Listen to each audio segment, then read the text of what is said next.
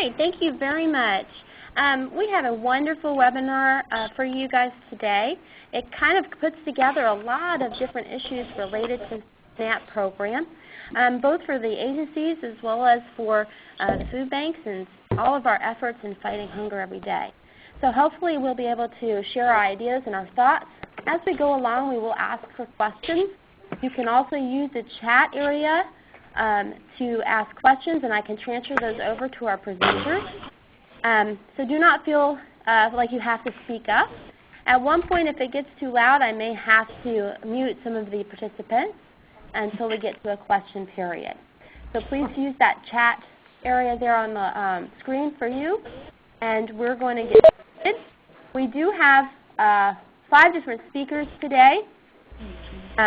We have Chris Kane, and he is from the Department of Human Services, and Becca Walker, who is our SNAP Outreach and Senior Serving Coordinator, Kim Goddard, who's the Executive Director of Broken Area Neighbors, Troy Christian, who's the Director of Advocacy and Public Policy for both Oklahoma Food Banks, and myself, Sarah Amberg. I'm the Manager of Agency Capacity Building.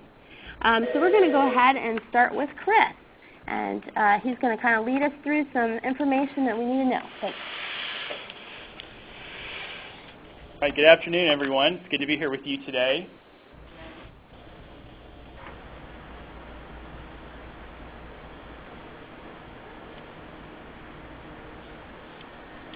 Okay, so I'm just going to share some basic information with you about SNAP demographics, characteristics of the Supplemental Nutrition Assistance Program, households. This is from fiscal year 2011. In an average month in FY 2011, SNAP provided benefits to 44.7 million people living in about 21.1 million households. That's the nationwide statistic. The average benefit per household was $284 per month, and the average benefit per person was $134 per month. So this just kind of gives you a breakdown of the different types of individuals that received SNAP benefits in FY 2011. As you can see, 45% of recipients were children. I can't read the red very closely. What was that again?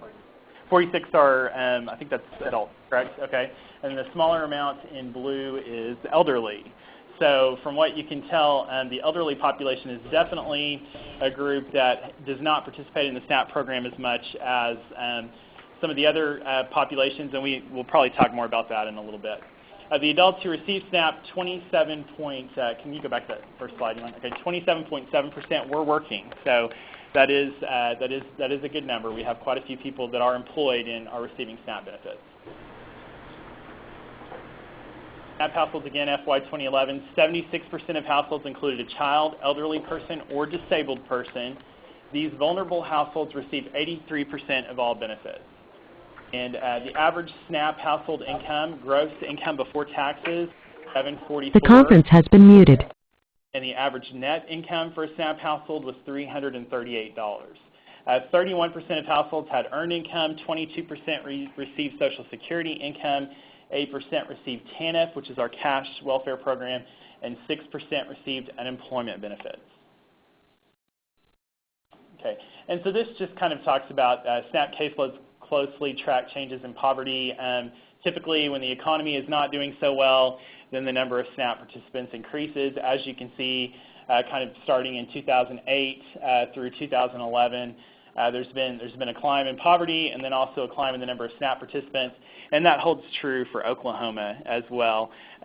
Just to give you a little Oklahoma statistic, for the last 36 months, or the last 3 years, Oklahoma has had over 600,000 individuals on the SNAP program each month. Okay, so in Oklahoma, about 75% of eligible people participate, compared with 72% nationally, so we're doing a little bit better than the national average. Participation rates are highest among families with children and lowest among the elderly. Okay, so it talks about the different types of households and the participation rates. All households, 72%, households with children, 85%, and like we mentioned, seniors, 34%. with the senior population, unfortunately, a lot of our senior adults receive a very small amount of SNAP benefits when they do qualify. We have some households that are senior adult households, single individuals that receive as little as $16 per month. And a lot of that has to do with most of those households just have Social Security income, and we take no deductions off of the Social Security income like we would for an individual that was working and had earned income. So it makes their benefit amount smaller, and I think that's kind of a barrier to participation for a lot of them. They have to decide whether the $16 a month is worth it to them, and we try to encourage them that it is, and even have a flyer that kind of targets that population and shows them what they can buy with benefits as little as $10 a month, but it is still a challenge to get them to participate. Okay, so this just talks about how the food stamp program is administered. The United States Department of Agriculture oversees the SNAP program at the federal level through the Food and Nutrition Service. The federal government pays the full cost of SNAP benefits and shares the cost of administering the program with the states. State agencies, OKDHS here in Oklahoma, are responsible for administering the program on the state and county level, determining eligibility according to the federal guidelines, and distributing the benefits. The county DHS offices process applications and conduct client interviews, and of course, those county offices are also a part of OKDHS. Okay, eligibility and benefit amount depend on the number of people in a household and the household's combined income. Households must meet the following criteria to be eligible for SNAP. The gross monthly income is up to 130% of the federal poverty level, and net income up to 100% of the poverty line. Net income is income after standard deductions are applied for items such as housing costs and child care. A household with at least one elderly or disabled individual only has to meet the net income test and not the gross income test. Income includes benefits, and we mentioned some of these earlier, earned income from employment, Social Security, pensions, unemployment benefits, veterans benefits, workers' compensation, and TANF cash welfare benefits. Okay, and this just gives you the gross income standards for individuals. For the SNAP program, a single individual household could make $1,211 a month currently and qualify for SNAP, and the gross yearly amounts are also listed there on the far right. Undocumented immigrants are ineligible for SNAP. According to the Food and Nutrition Service, about 4% of SNAP participants are non-citizens, what that can mean is legal permanent residents, refugees, asylees, etc. There are several categories of immigrants that are eligible for SNAP, but if they're truly an undocumented immigrant who's not in the U.S. legally, then they do not qualify. Another 3% are naturalized citizens receiving SNAP benefits. And even in the undocumented alien households, if their children are United States citizens, then we can provide SNAP benefits to the children in that household. The adults just aren't included in that assistance payment. So a child born, and I think that's what that mentions there basically, a child born in the U.S. is eligible for SNAP benefits even if other household members are not eligible because of their immigration status. And the information given on a SNAP application does not affect anybody's immigration status. So if somebody is a lawful permanent resident trying to become a U.S. citizen, if they apply for SNAP, that's not going to hinder their citizenship process. Okay, the Thrifty Food Plan. This is the allotment formula that is based on the Thrifty Food Plan, a market-based basket of food updated annually by the USDA, representing the minimum amount a family could spend on groceries for a nutritionally adequate diet. So roughly, the Thrifty Food Plan is 30% of the household's net income. That's how they determine the amount of SNAP benefits that a household is going to receive each month. And this is just a chart kind of explaining the Thrifty Food Plan and how that works. The numbers are a little bit hard to see from my perspective here, but if anybody has any questions about that later, you can certainly ask us. It's really a pretty conservative number, and when they changed the name of the program from food stamps to SNAP, SNAP meaning Supplemental Nutrition Assistance Program, one of the main reasons for doing that was to remind people that the food benefits they received are not meant to be their entire food budget for the month, but are really just meant to supplement what they're already spending for food. So we do try to remind households of that. Sometimes we have people that say, well, how can I possibly live on $200 a month or whatever they're receiving? And so we have to remind them that it is meant to supplement your budget. Okay, EBT cards, food stamp benefits or SNAP benefits are placed on an EBT card. This is what the Oklahoma EBT card looks like. It's called the Access Oklahoma card. Approved households receive an Access Oklahoma EBT card, which is loaded with benefits once a month. Benefits can be exchanged only at USDA-approved food retailers. There are about 200,000 nationwide, and almost any grocery store that you encounter is going to accept EBT. A majority of convenience stores accept EBT. We also have several farmers markets around the state which accept EBT, and that's something that we're very happy about. SNAP cannot be used to purchase alcohol, tobacco, hot or prepared food, vitamins or medicine, or non-food grocery items such as household supplies and personal care items. With the introduction of EBT cards, the USDA is better able to track and deter fraud. The national rate of SNAP card misuse or trafficking declined from 3.8 cents per dollar in 1993, and that would have been before anybody used electronic benefits transfer, back when they had the old paper food stamp coupons, to about 1 cent per dollar in the most recent analysis from 2006 to 2008. So we try to, roughly what we usually say is that fraud in the food stamp program is about 1%, so it really is a very small number. Somebody asked a question about free and reduced lunch and what the income level is for that. I'm going to be honest with you, that's not a program that I directly work with through DHS, but I believe that the free and reduced lunch income level is actually above 130% of the federal poverty level. I'm thinking it's more like 185% of the federal poverty level. So I can tell you that if a child is receiving SNAP benefits, they do automatically qualify for the free and reduced lunch services through their school. And DHS sends over a list to the State Department of Education once per month to let the Education Department know about children that are SNAP recipients so that those individuals can qualify for free and reduced lunch. There's another question. Okay, I think we have another question here.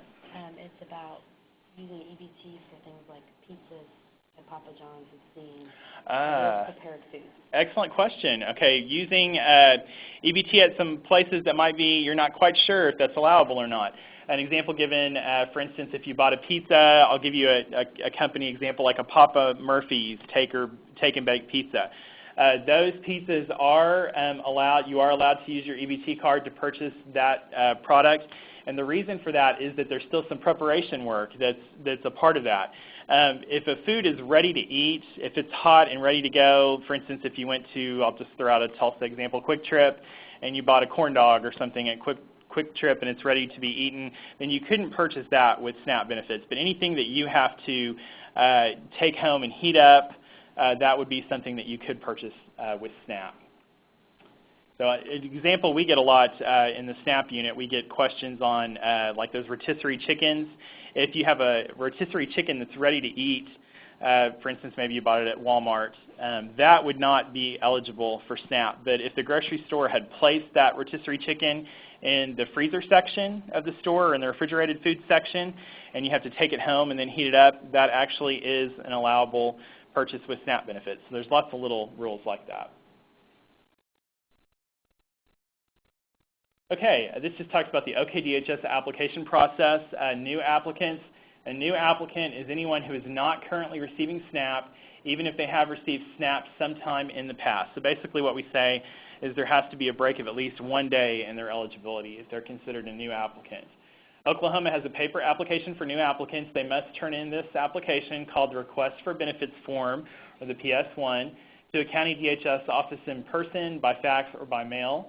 And I was actually talking to Becca about something a minute ago that before the conference call started that I might go ahead and share with you guys as well. We have a new system called okdhslive.org, and a client, if they've had a case with us in the past, if they've ever had an eligibility case with DHS in the past, and we have a prior case number for them, they can actually go to okdhslive.org and apply for SNAP benefits online. And then that application is assigned to one of our county offices based on zip code. So it's assigned to the office that serves that individual's zip code. The day the request for benefits PS1 is received in the DHS office is the client's application date. The same with OKDHS Live. The date that the client goes online through OKDHS Live becomes their application date, and we will make an eligibility decision within 30 days of that date. And we also go back and approve them for benefits the day that they applied. So they don't have to turn in everything, all the verification and that sort of stuff that we need before we will approve them for benefits. We're not going to approve them until they've turned in all of that information, but we will go back to the date that they applied when we do make that eligibility decision. I know that's kind of confusing, so let me know if that doesn't make sense. But they have to turn in all verification we need within 30 days, but as long as they do that, then we go back to the date that they applied to give them benefits. Clients can apply at any office of their choosing. It doesn't have to be the one that's closest to their house. If they work closer to an office and prefer to go to a different office, they can do that. Let's see. Do we have translators available? Is that the question? We do. DHS does have translators available in person in several of our offices, especially in some of our bigger offices like the Tulsa County offices.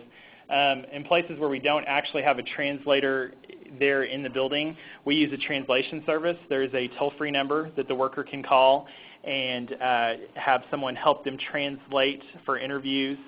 While they're interviewing that client, they have that translator on the line and they translate what the client is saying. So, and yes, individuals can bring a family. Another question about can they bring a family member to help them apply for benefits or to be interviewed. They certainly can. They can bring anyone that they want with them to the interview.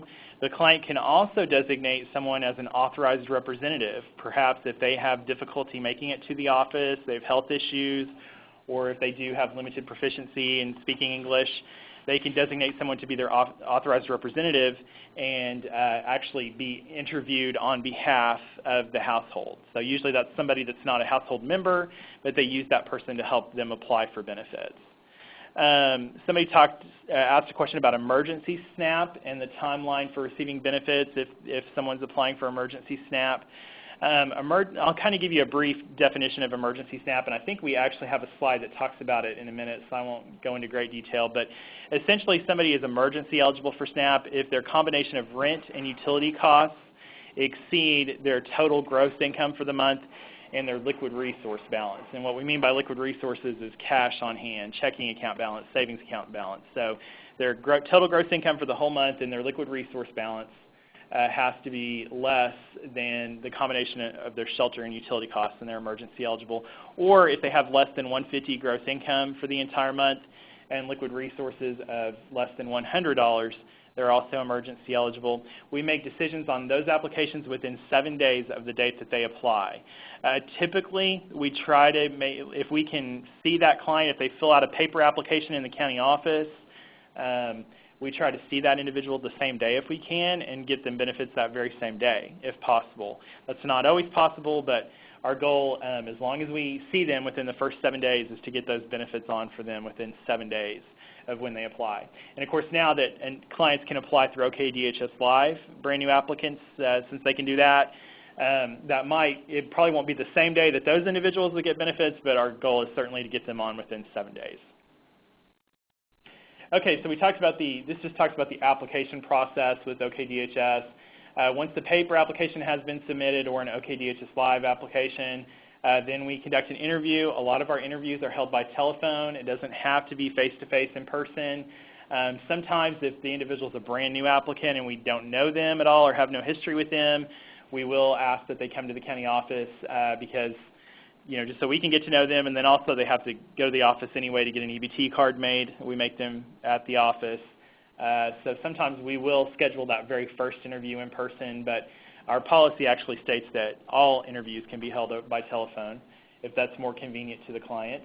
Then once we have the interview, then we get verification documents from the individual. Examples of verification that might be needed: we're required to have identity for all applicants, some form of identity. It does not have to be a picture ID, although that does often work best.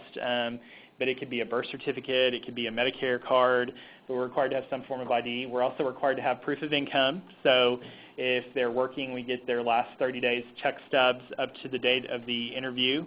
If they're receiving Social Security benefits, a lot of those individuals, we can verify their income over our computer system. We have a link with the Social Security office, but if it doesn't show up for some reason, we have them provide an award letter for us. We use award letters for VA benefits as well, and things like that. Okay, and this just shows you what the paper application, or what we call the PS1 form, looks like. The very first thing they can check on that application is SNAP, the Supplemental Nutrition Assistance Program. We have that right up top.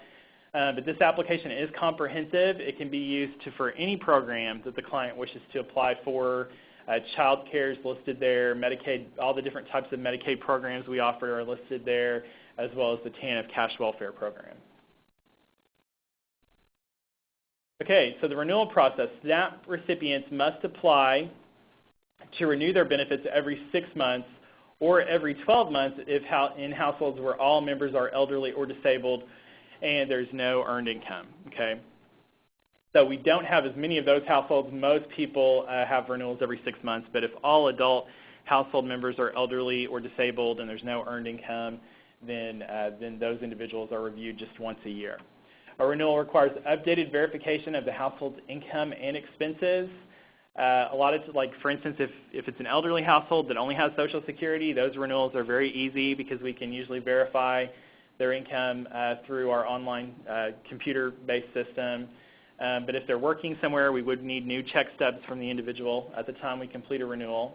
A month before the renewal is due, the household gets a renewal notice in the mail. They can initiate the renewal online at a DHS office or with a paper application. And again, that online website is okdhslive.org. And almost 100% of our renewals are referred to OKDHS Live every month. So when the client gets that expiration notice, which we have on the screen there, the first choice that we give them is to go to, well actually you can see it in bold print at the bottom, is to go to okdhslive.org to complete that renewal. Now if they don't have access to a computer, or they're afraid to use the computer, just have limited knowledge in computers, there's also a 1-800 number that they can, it's a 1877 actually, a 1877 number that they can call, and I'll give that to you real quick in case you need to share that with any folks that your agency helps. The number is 1-877-OKDHS98. They can use that number to renew benefits instead of going to okdhslive.org. And we also allow the paper process. So if they want to come to the county office and fill out a paper renewal form, we'll accept those as well.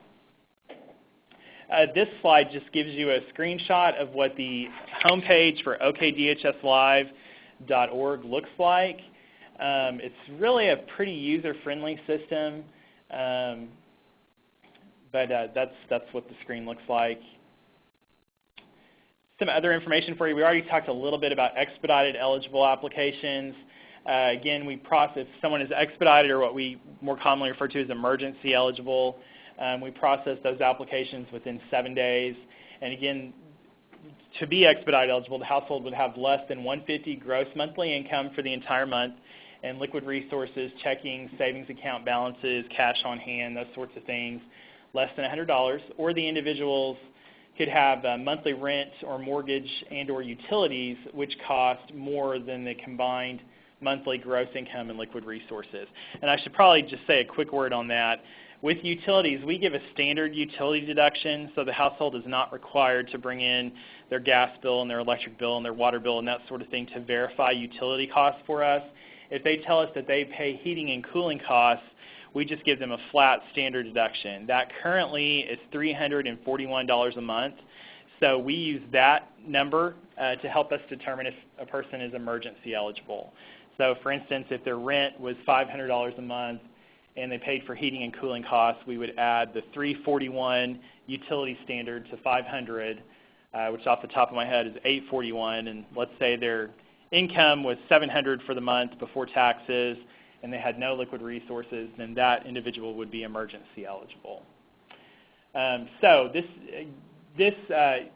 down below, the second part of that slide is talking about what we actually call an SEO. That's an agency term, but basically what an SEO is that's an EO or emergency benefit with postponed verification. And so to help our expedited eligible households out, a lot of times if somebody's just lost a job or they've gone through a rough patch and they're emergency eligible, they may not have all the verification that we need before we can process it.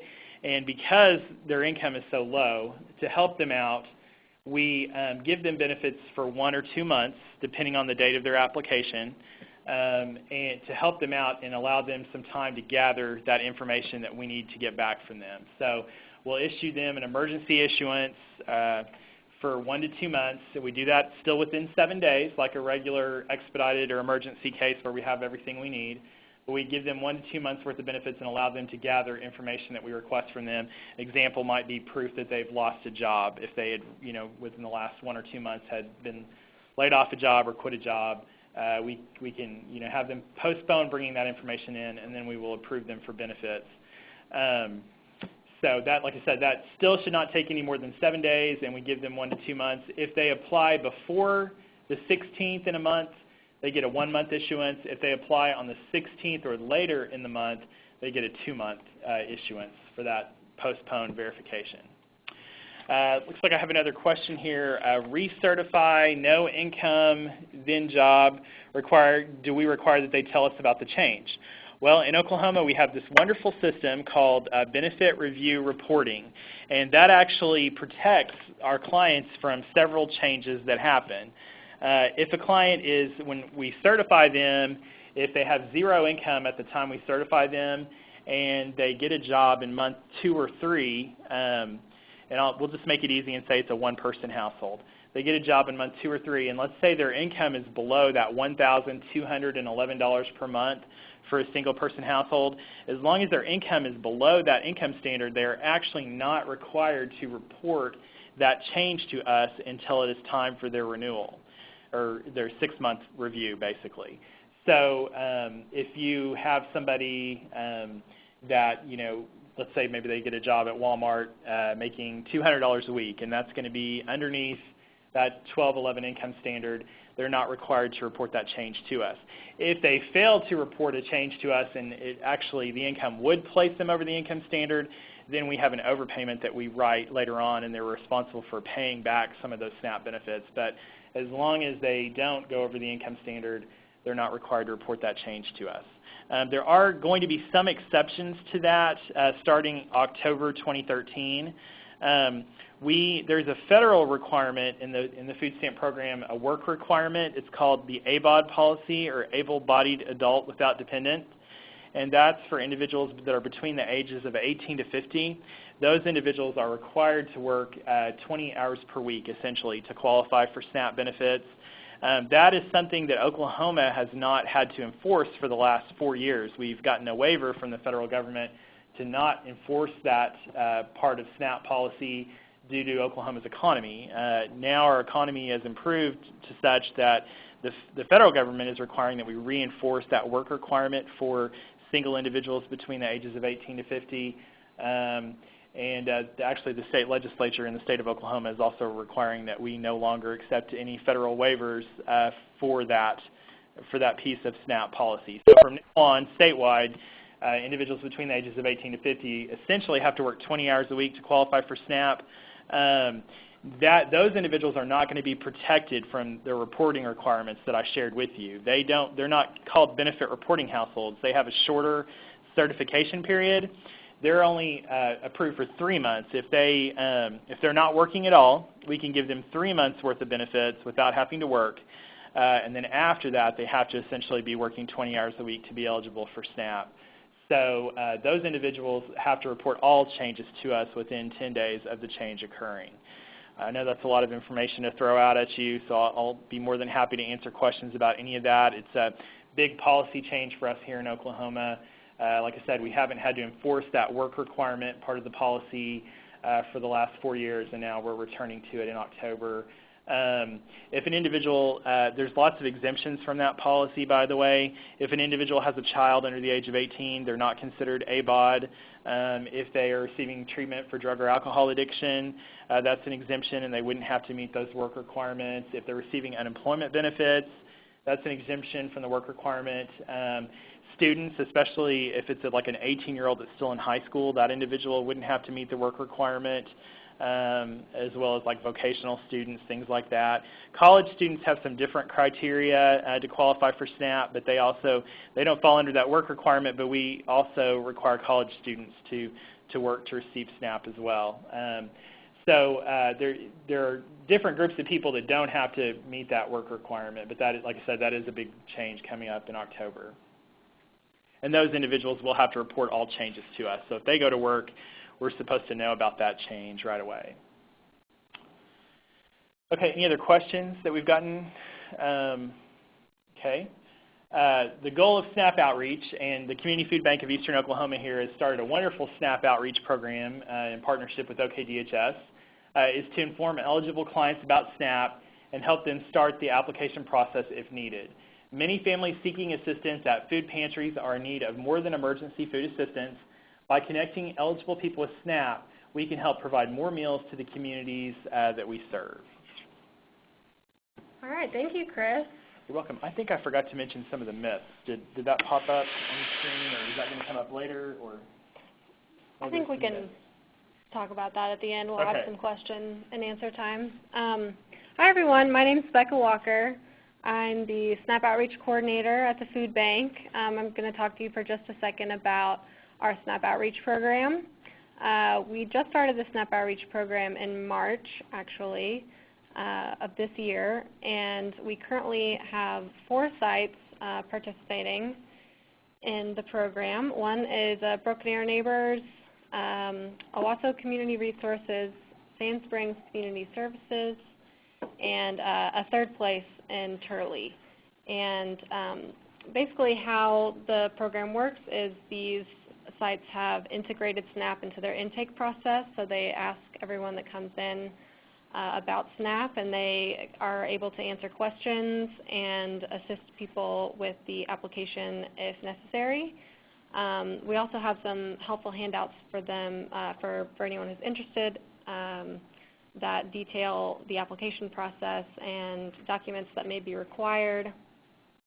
So since we started the program in March, these 4 sites have assisted with about 150 applications. There's a slide.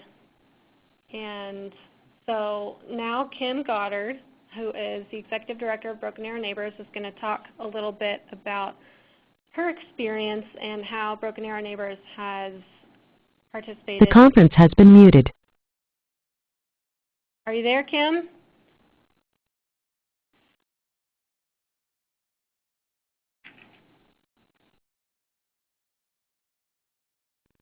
The conference has been muted. The conference has been unmuted. Program here at Broken Arrow Kim? Neighbors. Yes. Hi there. I think we had you on mute when you started talking. Sorry about that. Well, that's all right. Not a problem. I was just saying that I believe at Broken Arrow Neighbors we have truly embraced our role in the SNAP registration process. We actually had 2 volunteers along with a staff member that were trained initially, and that was back in March. Since then, we have had 2 other volunteers trained. I will also share with you that all of my volunteers that interview or have direct access to clients know about the SNAP registration and reinforce it, as do our receptionists. We, as I said, we've been involved since March when the program began, and we have actually submitted a little bit over 100 registrations. And we basically, as Becca was saying, as soon as a client presents and they ask for assistance from the agency, one of the first things that we try to identify is if in fact they are receiving SNAP benefits. If not, then we kind of walk them through the process. We try as best we can to follow up with our clients. If they come back for future assistance, we check their budget intake sheet to see if in fact they are listing SNAP benefits on there. If not, we talk to them and we ask them, have you followed through? Did you have some problems? Is there something else we can help you with? So we really try to make that an additional program that we offer in the realm of all of the services that we provide to individuals. And one of my questions that I was just going to toss out was about the October 2013 situation with the able-bodied without dependencies having to come into play. But thank you so much, Chris, for already answering that. That's a good question, Kim, and I see that on the screen too now. Yeah. We are doing our best to communicate that to each of our clients. Whenever this policy originally started with welfare reform way back in 1996, and at that time, Oklahoma had a much smaller SNAP role statewide than we have now, and I believe we actually sent a mail out to all of our clients at that time. Oh, okay. I don't think that that's going to be cost effective this time, but what I've been told is that we're actually creating a poster. I've helped with that. That's going to be displayed in each county office. We're going to have flyers available in each county office for all of the clients. I think there's also going to be some sort of media release or announcement about that. So I think we will help get the word out. The policy is very complicated, and I don't want to make it any harder than it has to be. So I haven't fully shared all aspects of it with you, but like I said, the basic requirement is that if you're between the ages of 18 to 50 and you're not working anywhere, or if you're working less than 20 hours a week, then you can only qualify for 3 months worth of SNAP benefits in a 36-month period of time. So in a 3-year period of time, you can only receive 3 months worth of SNAP without working an average of 20 hours per week. Now the exceptions to that are if those individuals have any child under the age of 18 that they're responsible for caring for. So we try to be as liberal with that as we possibly can. For example, if you're an 18-year-old older sibling and you pick your younger brother or sister up every day from soccer practice, then we're going to say you're a caretaker and you're exempt from the policy.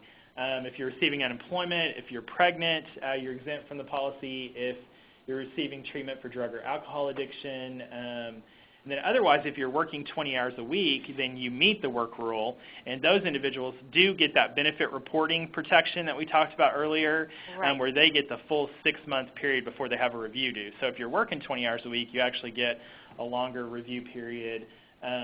But it's a very large change for us, and we're trying to get the information out as best we can.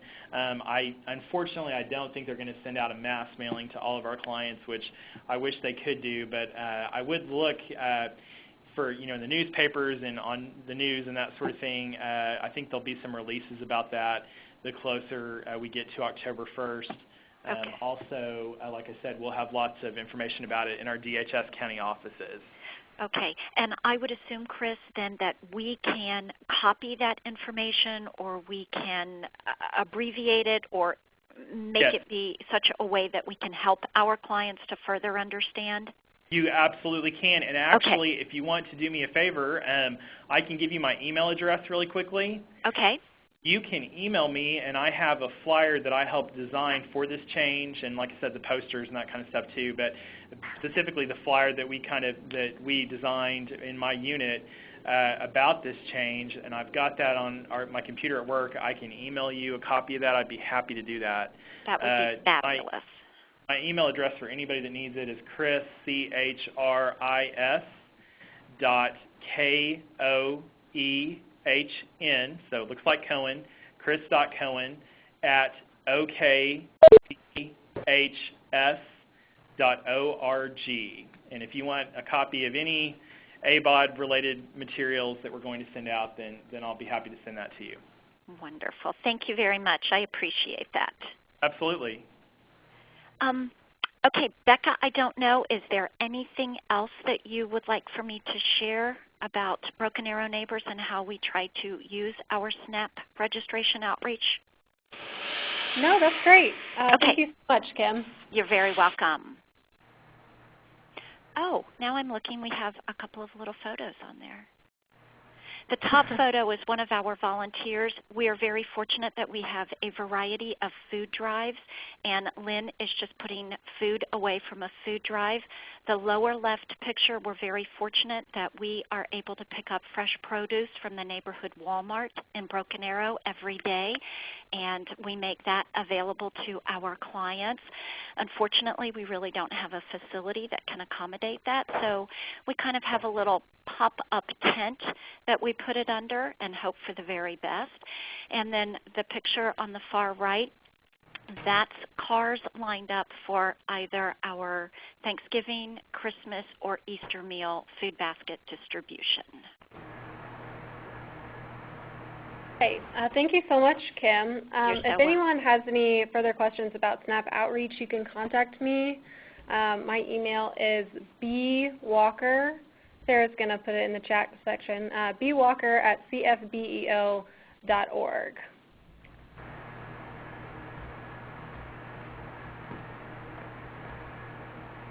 Chris, this is Kim. Thank you so much. We're going to hear a little bit from Tori now. She is our policy expert, and she's going to talk a little bit about SNAP and the Farm Bill and the changes that we've been seeing and will see. Tori, are you still on the line? Yes. Can you hear me? Yes, we can. Thank you for joining us, Tori. Yeah, for sure. Well, did you want to put my first slide up really quick? Or maybe, I don't know if I'm... Great. Well, thanks for having me. And again, my name is Tori Christian, and I do advocacy and public policy work for the Community Food Bank of Eastern Oklahoma, as well as the Regional Food Bank in Oklahoma City.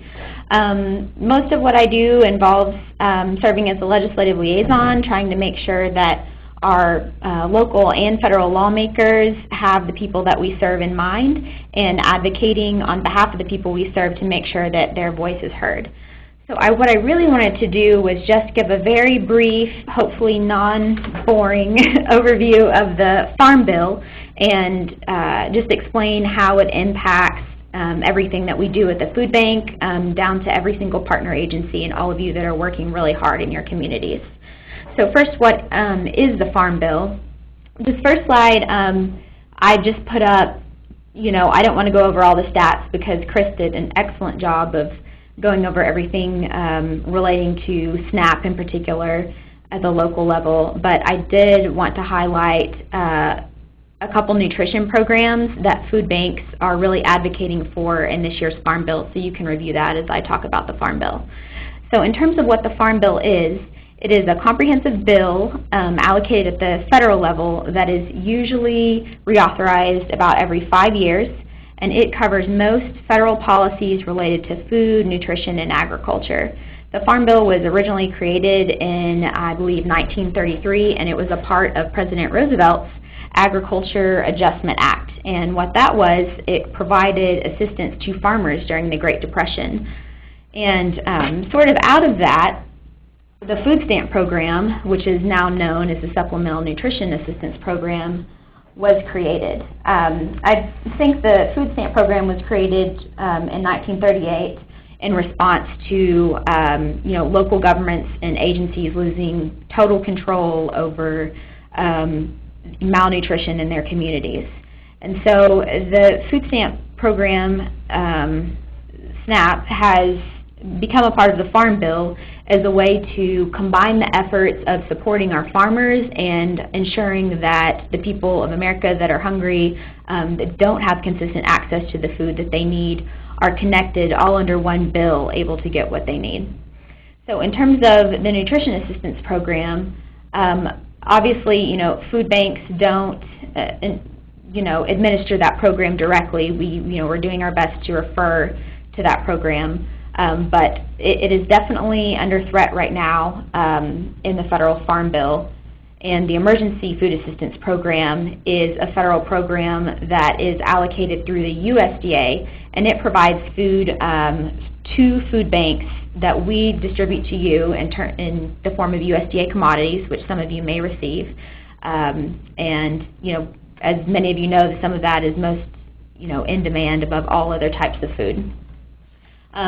The reason that we focus on the Emergency Food Assistance Program in conjunction with SNAP in the Farm Bill is that we have seen a really sharp decline in our received TFAP commodities, which really affects the amount of food that we're able to get out to you.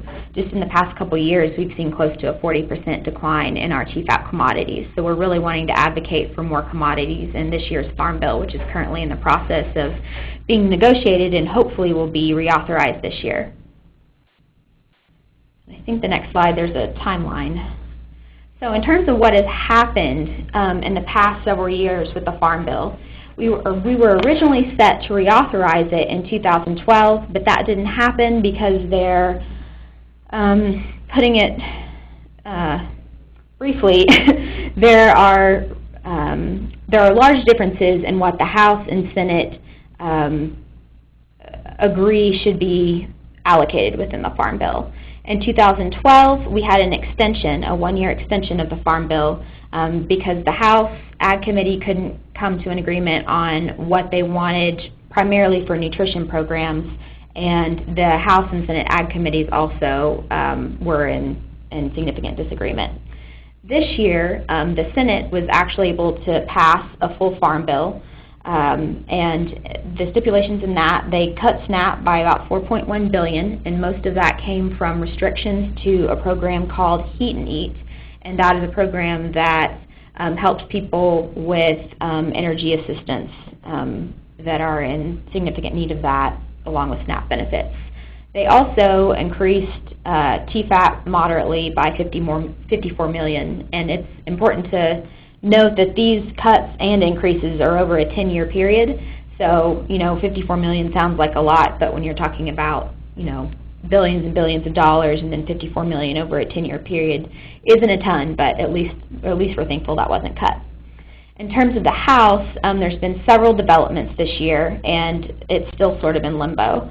In June, they did fail to pass a comprehensive Farm Bill that had both the ag side of everything and the nutrition side, TFAP and SNAP in it.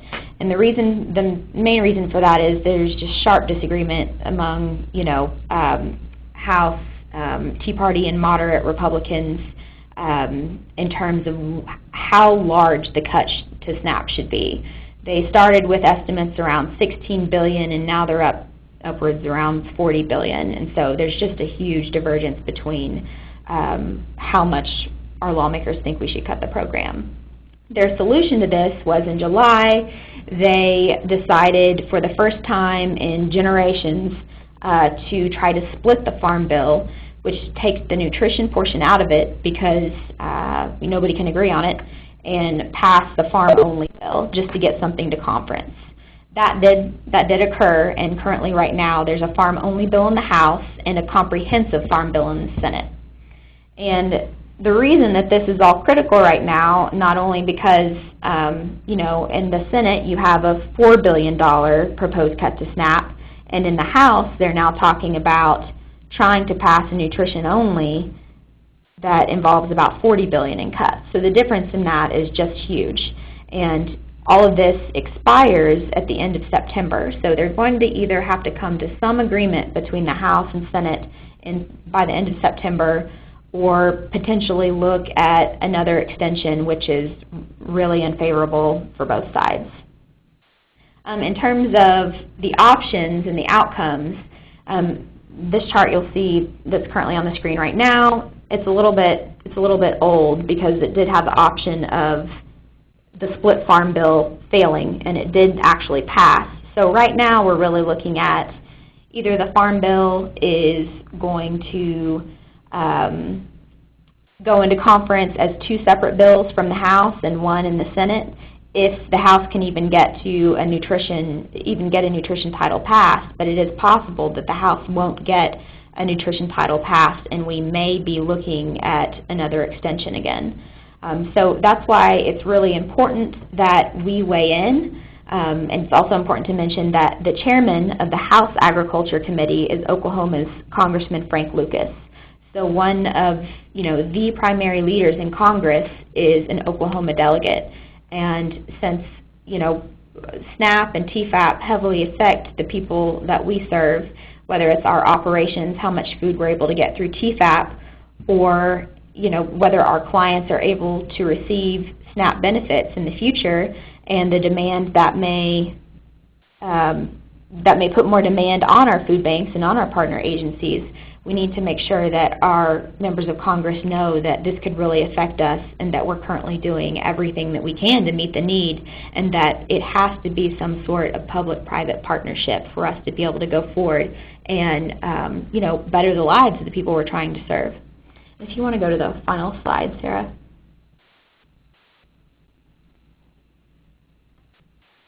I think it's working.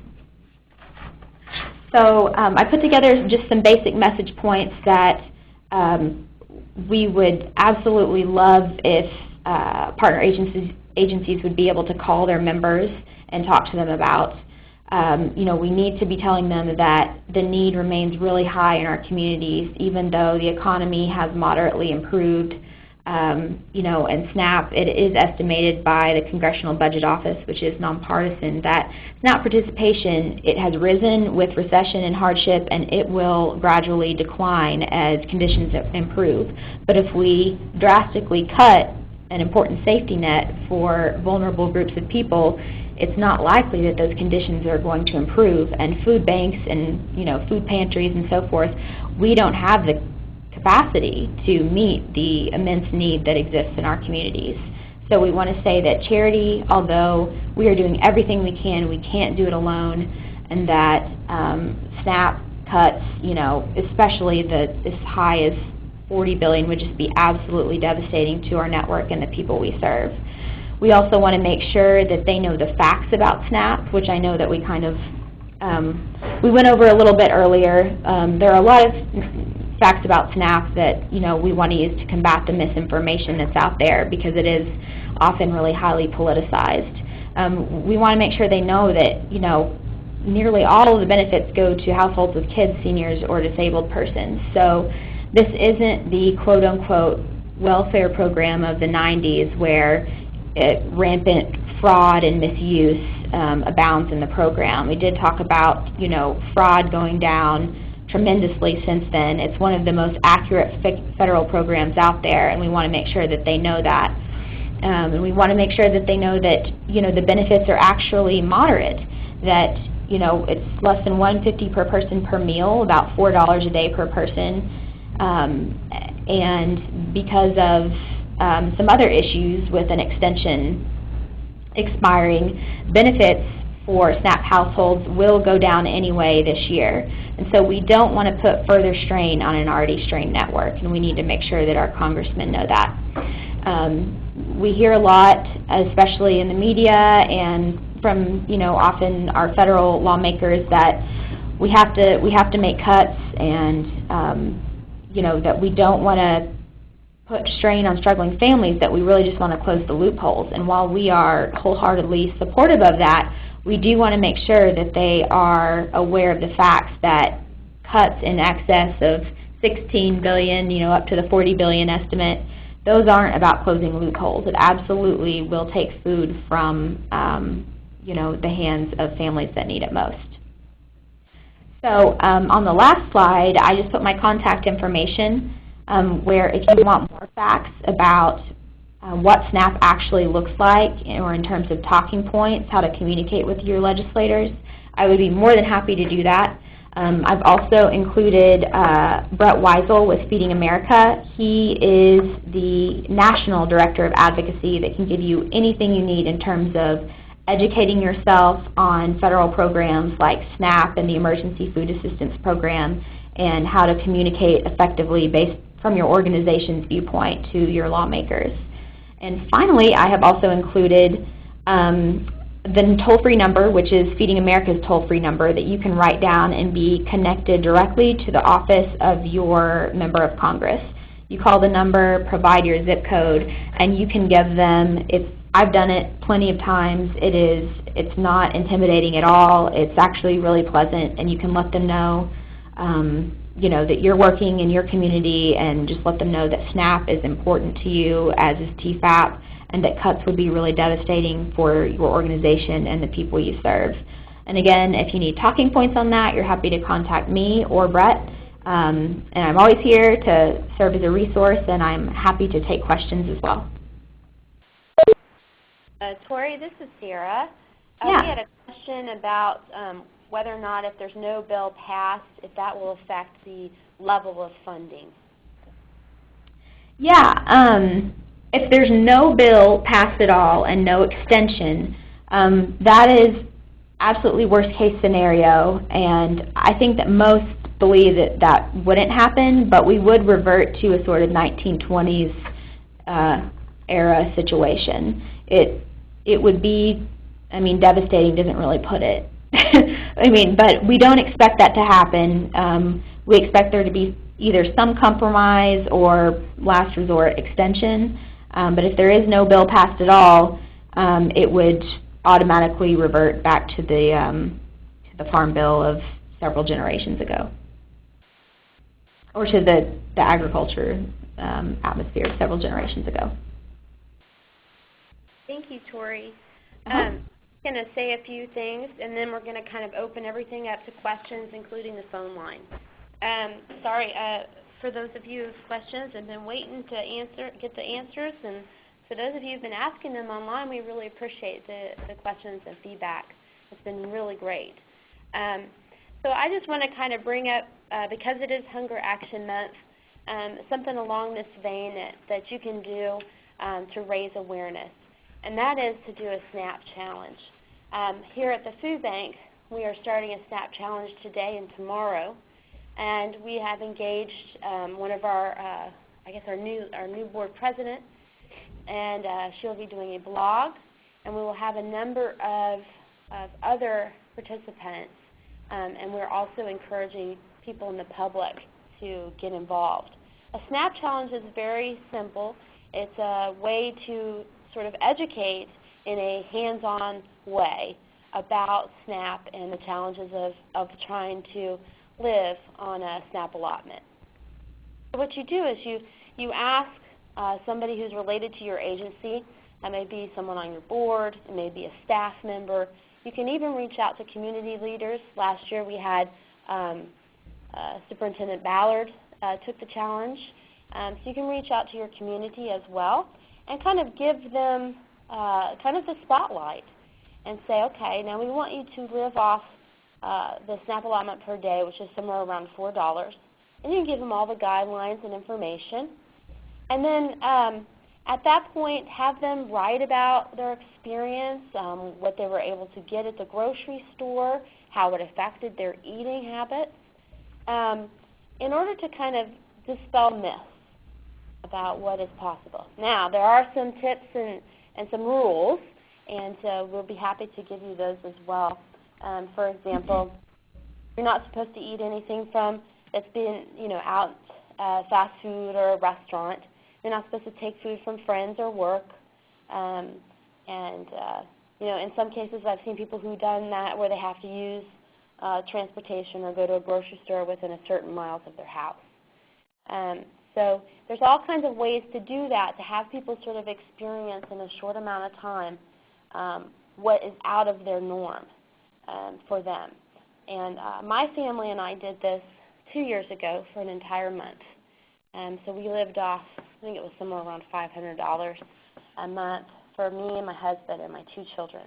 When we did it, we completely cleared out our entire pantries, every single thing, including the spices, except for 1 or 2. I think it was pepper and salt or something like that. We didn't eat out. We didn't have any extras. We still had to do lunches, which was a challenge.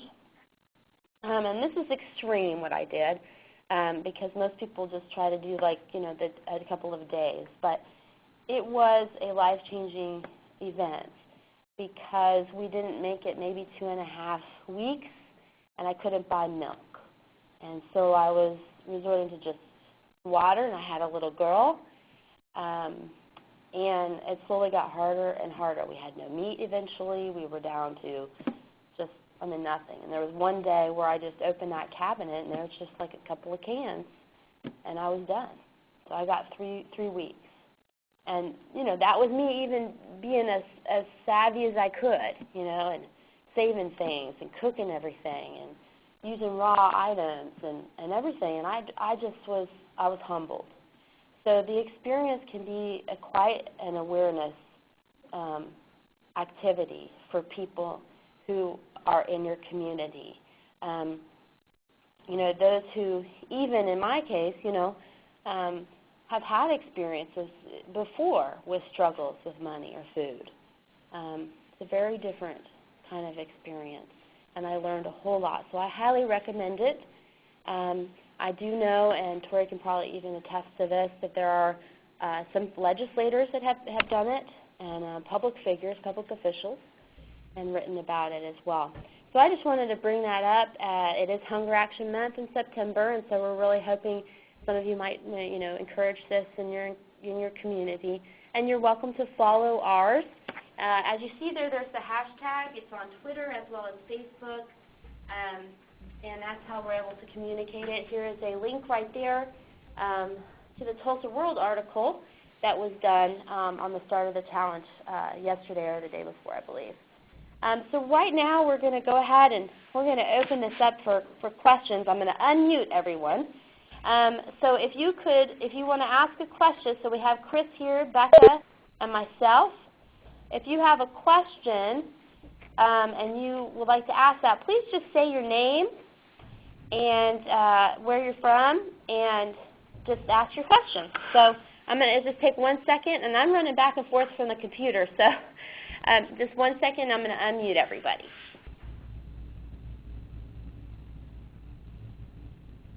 The conference has been unmuted. Hello? Hello? Yes? My name is Christopher Douglas. I'm with Gatesway Foundation. Hi, Christopher. Hi. How are you doing?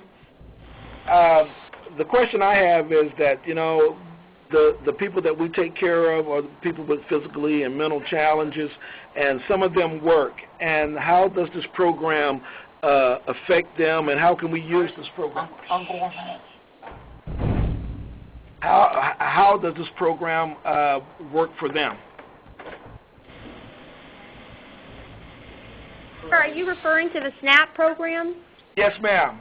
Okay, and you, so Chris and Tori, I don't know if either one of you want to chime in on that. Sure. Go ahead, Tori. Yeah, well, if your question was how does this benefit people, I would go ahead and say that SNAP is a great supplement for people who have long-term needs in terms of emergency food assistance. When we do, it's a 4-year survey of our network, it's somewhere close to around 40% of the clients that we're serving are already on SNAP, and pretty much all of them are eligible. So we do want to make sure that we provide equitable access to the programs that are out there, because many people think that they have to deal with the bureaucracy, that they don't qualify and so forth, but it's there to help them supplement the nutritional needs of their family. It actually is very easy, whereas, sometimes, as we know, even in our own operations, getting to the food pantry is not easy. You have to deal with hours, you have sometimes some of the same income limits. It's not, depending on what type of pantry we operate, sometimes, you can't get all your nutritional needs. And SNAP is really convenient in that it's all on a sort of debit card, which is great because you can go use it in any grocery store like anybody with their own debit card or credit card. And it's, available for use for the entire household. So we really advocate either, if you don't have the capacity to offer, and Becca can speak to this, I'm sure, too, to offer direct assistance at your agency. There's tons of literature out there that you can just hand to clients to let them know about OKDHS Live or where their local office is to help them know that SNAP is out there for them. Okay. That's smart, say DHS Live. Did you want to add anything, Chris? No, I think you did a great job. I would completely agree. If you know of anybody that qualifies for the program, we've tried to make the application process as easy as possible and provide different doors through which the client can apply, like was mentioned, OKDHS Live and in person at the county offices. They can send an application to us. we try to make it as easy for them as possible, and we want as many people that qualify for SNAP to receive it, and that's why we're really grateful to CFBEO outreach effort with us and any other organization that wants to partner with us. The Regional Food Bank partners with us as well and different things, and we say that we can help with SNAP. We want to get the word out that it's a great program, and it certainly does help each family that qualifies. It really helps their food budget stretch. And I might add that it's really easy if I've had quite a few questions about the income limits. People don't understand the income limits, because 130% of the federal poverty line sounds kind of complicated. But it's readily available online. You can Google it. I'm sure DHS has lots of literature that they can send, that you can even post at your location that says if you make less than this, if your assets are less than this, then you probably qualify for SNAP. And so here's some information about how you could get SNAP. Okay. And Chris at Gatesway, this is Kim at Broken Arrow Neighbors. If there is anything that we can do to help you, I would be more than happy to come over and meet with you, or you can come here to our agency and we can help guide you through the process as well. Wow, that would be helpful. I will make an appointment to get over there to see you so that you bet. I can learn a little bit more about the program, so that we have many people that could actually use the program. We're just trying to figure out how can we get them some assistance. Exactly, and we will be very happy to help you do that.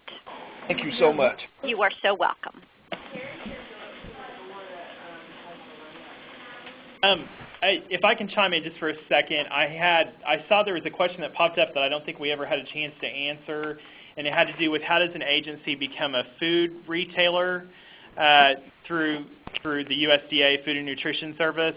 And so basically what that means, food retailers, that's just a fancy way of saying that the agency has their own EBT machine, or what they call POS machine, point of service machine, that clients can swipe their EBT cards at for food. And you can certainly visit the United States Department of Agriculture Food and Nutrition Service website to get more information on that. I can give you their telephone number. They're the agency that approves people or organizations to be food retailers.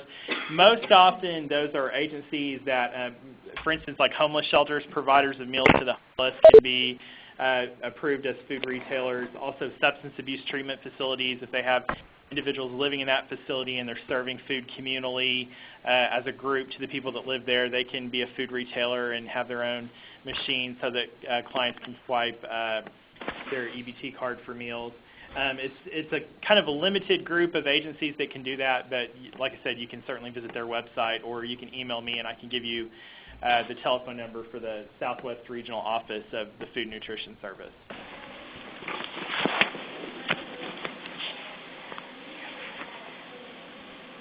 Have any further questions that they'd like to bring up? Just say your name and where you're from.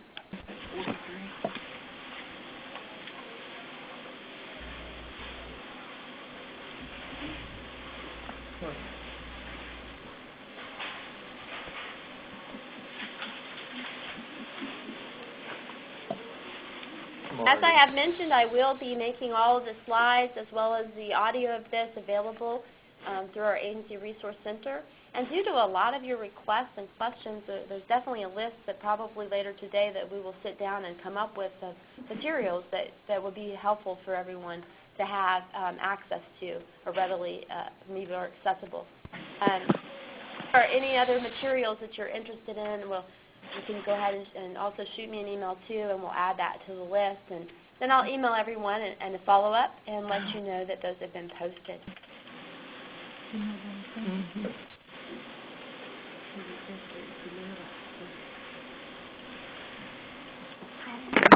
That being said, I want to say thank you to all of our presenters who were able to join us today and for their wonderful wealth of knowledge.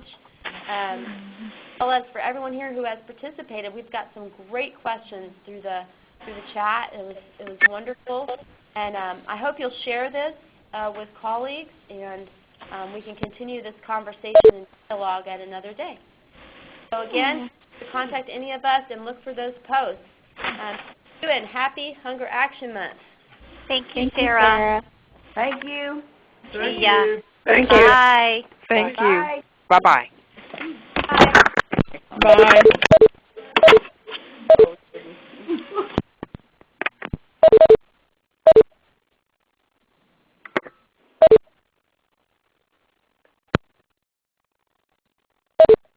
That was neat.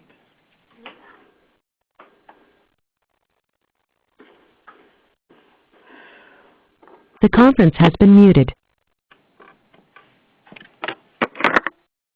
Thank you. Please stand by.